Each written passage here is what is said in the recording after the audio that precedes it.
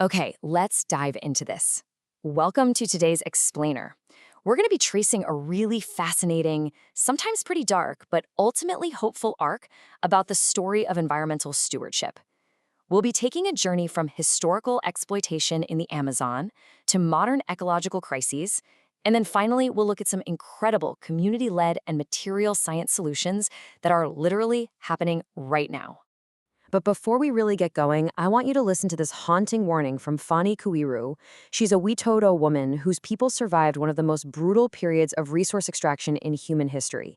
This entire explainer is fundamentally about the exact tension she highlights right here. It's the destructive force of human greed stacked up against the absolute necessity of learning from our dark past so we can actually protect our living ecosystems today. Section 1. The Price of Greed. Think about how fast technology moves. In the mid-1850s, Charles Goodyear discovers rubber curing. Boom. Then, Henry Ford starts mass-producing cars, and in 1888, John Dunlop invents the rubber tire.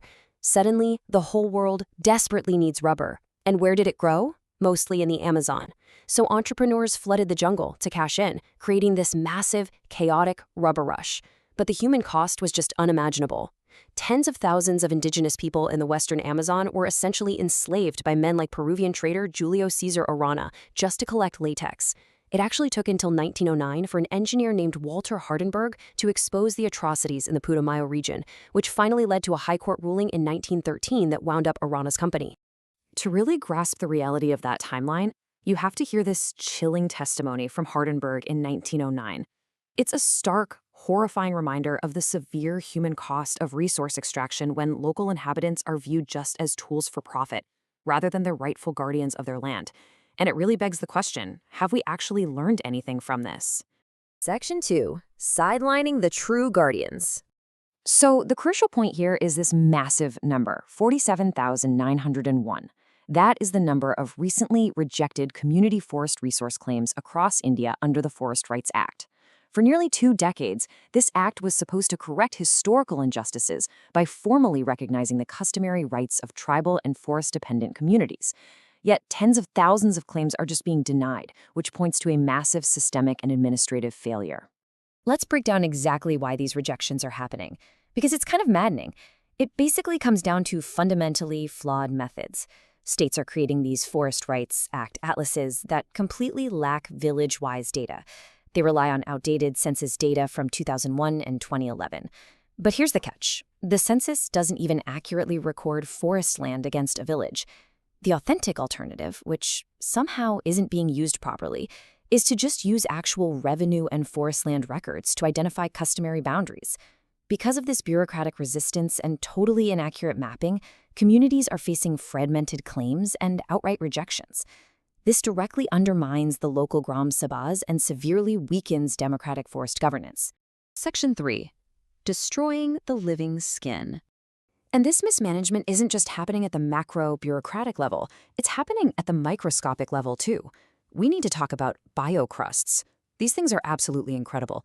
They're initiated by cyanobacteria that create these sticky fibers, binding soil particles together almost like a sponge. Over decades, this creates a microhabitat for mosses, algae, and microfungi. Scientists literally call this the living skin of arid soils.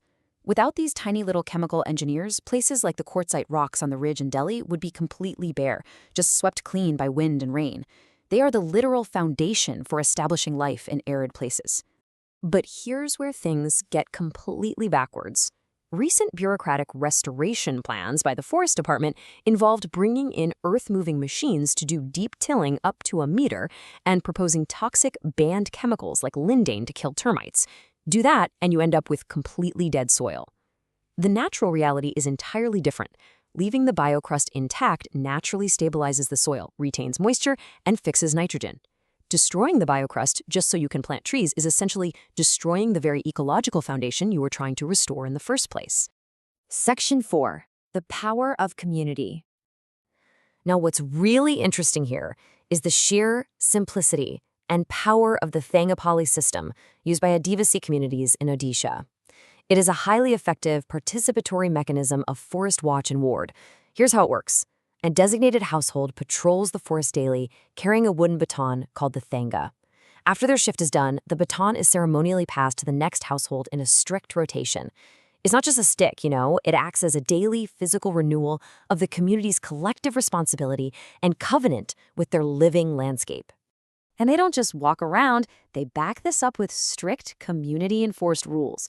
The penalty system in Kalahandi, for example, is super sophisticated. Felling a tree on a weekday? That's a 500 rupee fine. But try doing it on a weekend and it jumps to 1,500. Severe threats like forest fires or poaching, that invites a massive 20,000 rupee fine. And crucially, these systems are heavily governed by local women and youth. They're the ones who have stepped up to confront timber mafias and protect their ancestral lands when the state basically failed to do so. So you're probably wondering, does this actually work? Absolutely. Here is the ultimate proof. In Mayurbhanj, communities inside the Similipal Tiger Reserve were granted community forest resource rights. Well, when devastating wildfires recently swept through Similipal, the areas under community governance remained largely unaffected. Think about that. Empowering local Adivasi communities to protect their land literally stops forests from burning. Their presence protects the forest, it doesn't threaten it. Section 5. Building without deforesting.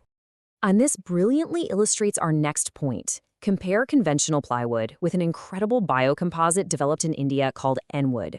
When you cut a tree for timber, a staggering 70% of it is wasted. 70%!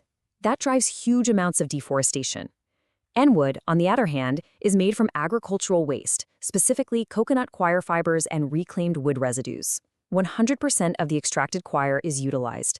Plus, while conventional timber degrades over time, this biocomposite is naturally termite and water resistant. It literally transforms waste into a resource without cutting down a single new tree.